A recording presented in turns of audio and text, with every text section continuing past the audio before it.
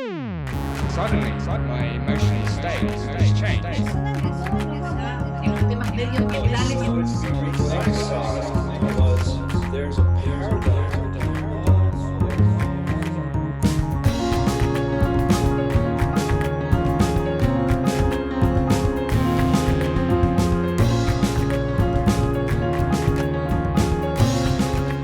Bueno, pues, hola María Esperanza Casullo, bienvenida a esta conversación con Congreso Futuro en la sección Futuro en Presente. Para mí es un gusto poder conversar contigo, poder tener esta plática sobre política, sobre populismos y sobre los procesos sociales y políticos que estamos viviendo actualmente. Antes que nada me gustaría presentarte. María Esperanza Casullo es politóloga, doctora en gobierno por la Universidad de Georgetown, en Washington. Es profesora de la Universidad Nacional de Río Negro.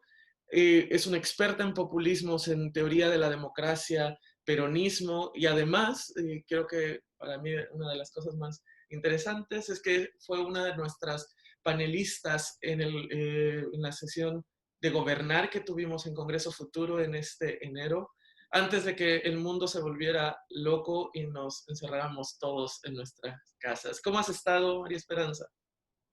Bien, bien, también encerrada en mi casa. El viaje al Congreso de Futuro en Chile fue el último viaje que pude hacer, así que fue muy interesante que justo con eso se cerrara, digamos, el año pasado y pasáramos a este año que es tan poco usual verdaderamente. Lo es, como que en ese sentido nadie se imaginaba, lo veíamos venir, pero como que nadie se imaginaba que iba a durar tanto y que iba a tener los impactos que ha tenido, no solo en salud, sino en muchos otros aspectos de la vida. Sí, y de hecho uno de los datos interesantes es que en el Congreso Futuro, por lo menos en las mesas que yo escuché, en las mesas de ciencia, por decirlo así, ciencia, tecnología, había expertos de todo el mundo, había una premio Nobel, había gente presentando un montón de investigaciones de medicina, de ciencias, de neurociencias, de inteligencia artificial, y nadie dijo en un mes vamos a estar todos encerrados en nuestras casas con la peor epidemia de los últimos 100 años. Esto no es una crítica, no lo dije yo jamás lo hubiera imaginado. Creo que justamente esto tiene que ver con el carácter absolutamente impredecible de la historia, ¿no? Y cómo el ser, digamos, la historia humana, más que un efecto de planificación, es un efecto de adaptación, me parece a mí, a las cuestiones que van saliendo y que realmente no tenemos capacidad de planificar. Sí, y esta situación también nos enfrentó muchísimo a nuestra propia, como la incertidumbre, al hecho de que como no podemos planear, los seres humanos tendemos siempre a hacer esta cosa de organizarnos y decir de aquí a tanto tiempo, de aquí a tal, y de pronto nos sucede esto y se vienen escenarios de incertidumbre tan grandes que nos hacen replantearnos y nos hacen pensar en muchas otras cosas. Y me gustaría como agarrarme de ahí para poder hablar justamente de los populismos, porque en Congreso Futuro, en las entrevistas que diste y en tu participación en el panel Gobernar, tú hablabas sobre que el populismo es una forma política de construir narrativas, que estas narrativas se utilizan para explicarnos quiénes somos como población y demás. Pero en términos generales, ¿cómo defines tú a los populismos? Los populismos son para mí, un tipo de movimiento político, ¿no? Que puede terminar siendo partido, puede terminar siendo gobierno, o puede no terminar siendo ni partido ni gobierno, ¿no? Y tiene que ver con una manera de constituir una identidad política, o sea, un nosotros, alguien que actúe basado en una explicación del mundo que tiene que ver con ver al mundo, con explicar lo que nos sucede en función de un conflicto. ¿no?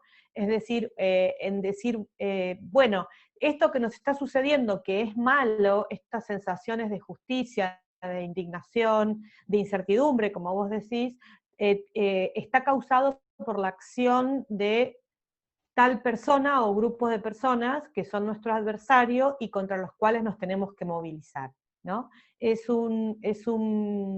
Una visión bastante antagonista de lo social, que imagina que el motor de la política, por así decir, es este intento de avanzar y de vencer políticamente a un adversario que es el responsable del daño que nosotros sentimos.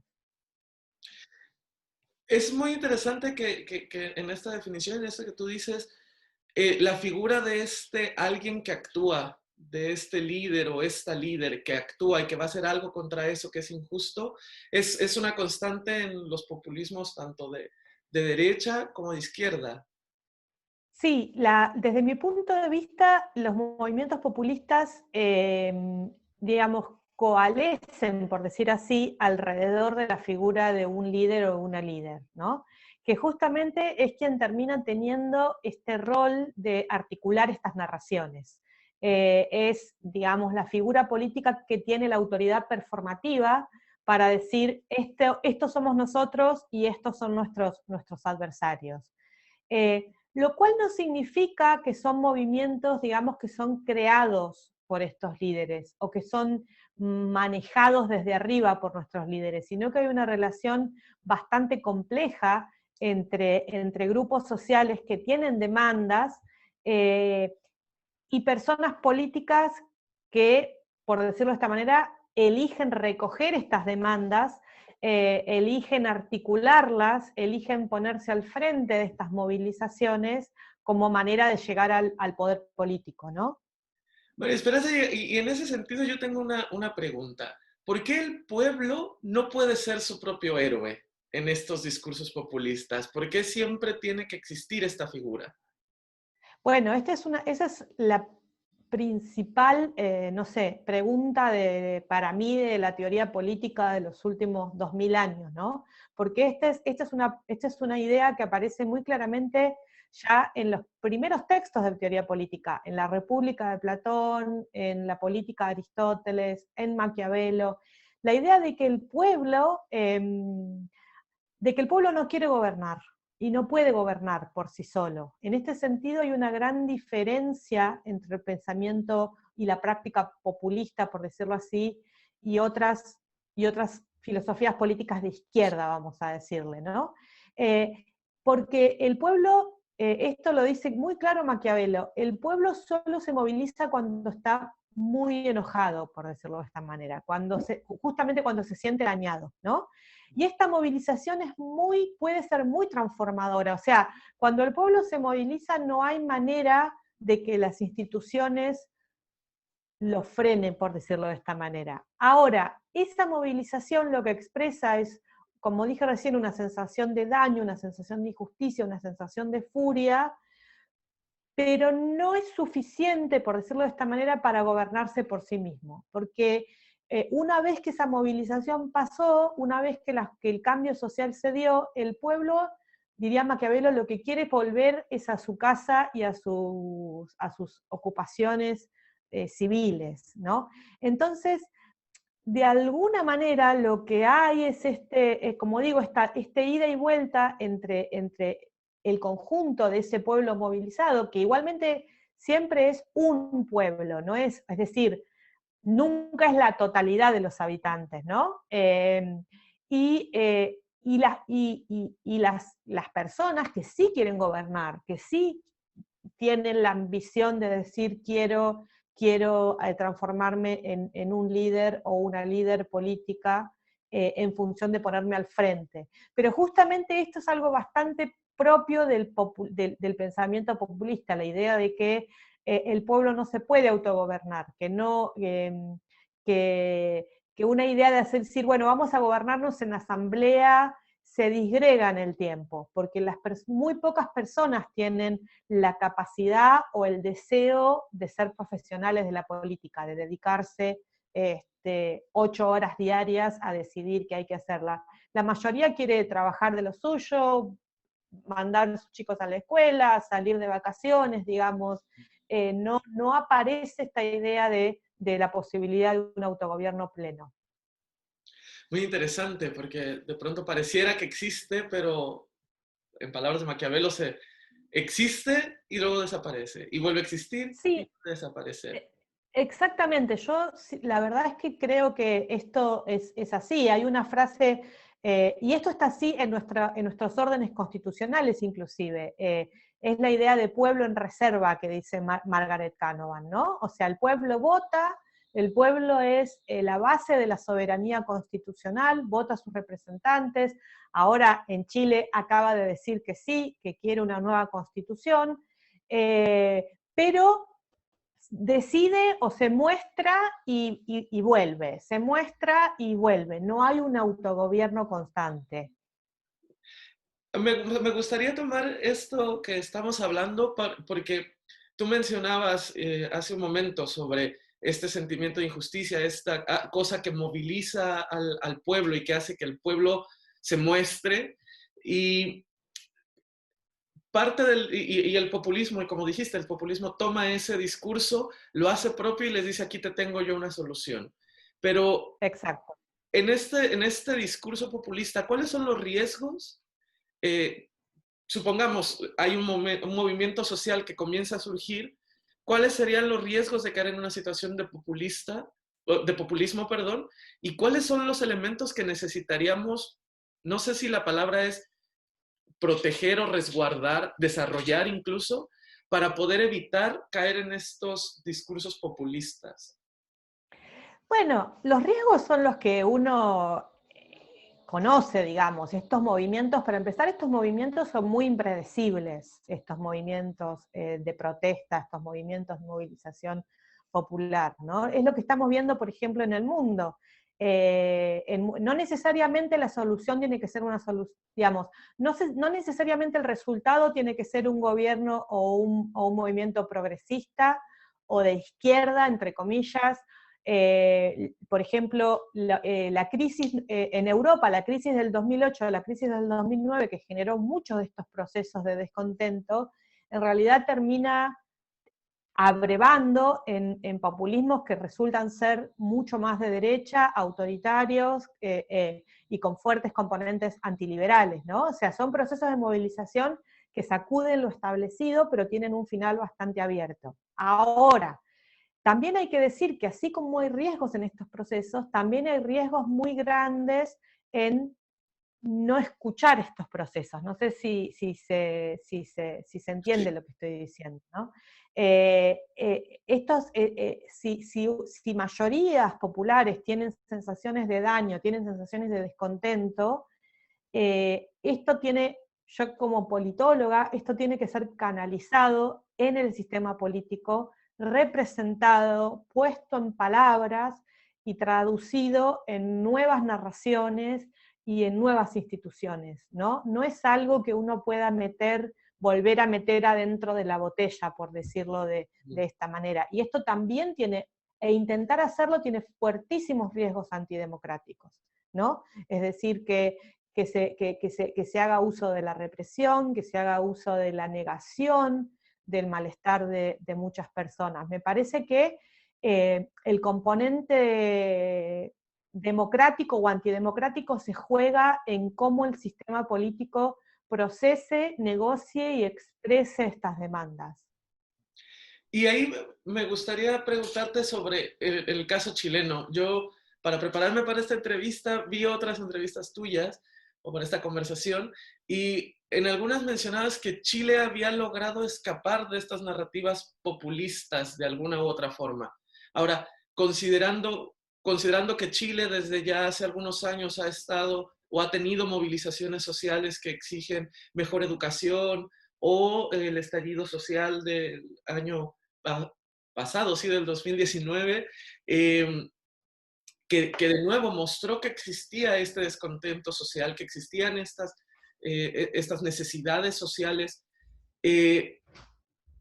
¿Por qué crees tú que en Chile, incluso en estos climas, no ha desarrollado estos movimientos populistas, al menos a gran escala, o no sé si los ha desarrollado a escalas menores.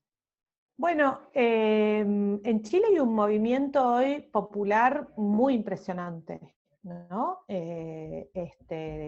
Digamos, no solamente un movimiento de protesta, sino un movimiento de protesta que moviliza actores populares, digamos, mujeres, jóvenes, feministas, movimientos indígenas, mapuches, reivindicaciones que tienen que ver con el sistema de salud, que tienen que ver con las AFP.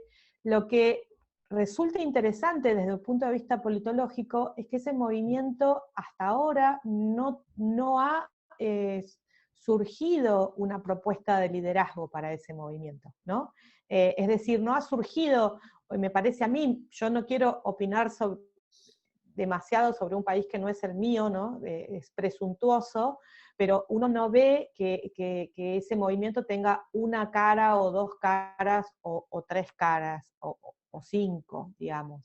Yo no sé cuál es, no me termina de quedar claro cuál es la causa. Creo que tiene que ver con las características de la élite, probablemente de la élite política y social, pero sobre todo política chilena, que es una élite históricamente, es decir, si uno estudia los partidos políticos chilenos, durante estos 30, 40 años estuvieron muy de acuerdo entre ellos, ¿no? Es decir, los grados de diferencias programáticas fueron bastante menores a los sistemas políticos de otros países del continente. Y justamente es un sistema político que durante mucho tiempo funcionó estabilizado porque estaba bastante aislado de las demandas sociales. O sea, un sistema político no puede representar todas las demandas, eso está claro, un congreso, un parlamento. Pero sí me parece súper interesante la pregunta de por qué en este momento pareciera ser tan difícil de abrirse a esas nuevas demandas. Y además, otra cosa que a mí me interesa, yo en el último congreso dije que Chile tenía que construir nuevas narrativas, porque evidentemente lo que muestra este ciclo de protesta es que las narrativas, como en todos los países latinoamericanos, nos estamos encontrando con que las narrativas fundacionales que nos creamos para sostener la transición a la democracia en los 80 se agotaron de alguna manera, porque ya pasaron 40 años, entonces en Argentina también, en la década de los 80 decíamos, bueno, no hay que pedir demasiadas cosas de economía, no hay que pedir porque tenemos que autolimitarnos, porque tenemos que sostener el valor de la democracia. Ahora ya llevamos 2 generaciones que nacieron en democracia, ¿no? Esto no implica que esa narrativa en su momento no haya sido buena, o no haya sido positiva, o no haya sido funcionada, o no haya funcionado, no es una crítica, simplemente es decir, eso que en este momento sirvió, ya no sirve más. Tenemos que pensar qué es lo que sirve, ¿no? Yo creo que Chile creo que Chile tiene una gigantesca oportunidad en este momento, que es justamente usar la Convención Constitucional actúe como un espacio en donde se puedan encontrar y donde se puedan reconocer sectores e identidades que son diferentes. Pero para eso es sumamente importante que esas identidades estén en la Convención Constituyente. O sea, lo voy a decir muy crudamente, que la Convención Constituyente no sea una convención constituida por varones blancos de clase alta, ¿no? Eso por lo menos no va a ser porque va a ser la primera convención constituyente paritaria, pero hay que asegurarse que ahí estén los y las jóvenes, los y las trabajadoras, los y las madres y mujeres que hacen tareas de cuidado, que estén pueblos originarios, que estén, es más, yo creo, inmigrantes o que se escuche, digamos, porque si esas identidades, si esos rostros no están ahí, esas problemáticas, esos discursos, otra vez van a ser invisibilizados, ¿no? Me parece que, yo diría que, es más, mirá lo que voy a decir, creo que el proceso de escuchar y de generar reconocimiento a las identidades, creo que inclusive es más importante que pensar las leyes que van a surgir de la constituyente, ¿no? Digamos, los artículos que van a surgir de la constituyente, porque lo que es importante, me parece acá, es empezar este proceso de reconstitución y reconocimiento de identidades, de narrativas, de daños, de soluciones, y no solamente pensar, bueno, ¿cómo arreglamos los artículos? Los artículos sí pueden volver a reparar en un futuro, pero lo que es importante, lo central ahora es generar este proceso social de discusión y de debate, me parece a mí. Pues muchísimas gracias, María Esperanza. La verdad es que esta reflexión final es muy, muy linda también para nosotros. Cerrar con esta idea de que lo importante es que estemos representados todas las voces que formen parte de este proceso, y a partir de aquí seguir muy pendientes de lo que pasa en Chile con el proceso constituyente. Muchas gracias, María Esperanza, por esta entrevista. Los estamos mirando de todo el continente y los estamos siguiendo con mucha atención y con mucho afecto, así que adelante. Muchísimas gracias, y nada, me queda más que despedirme por el momento, decirte que seguiremos en contacto y que ha sido de verdad una excelente conversación. Muchísimas gracias. Suddenly, my emotional state has changed. En temas medioambientales. What I saw was there's a paradigm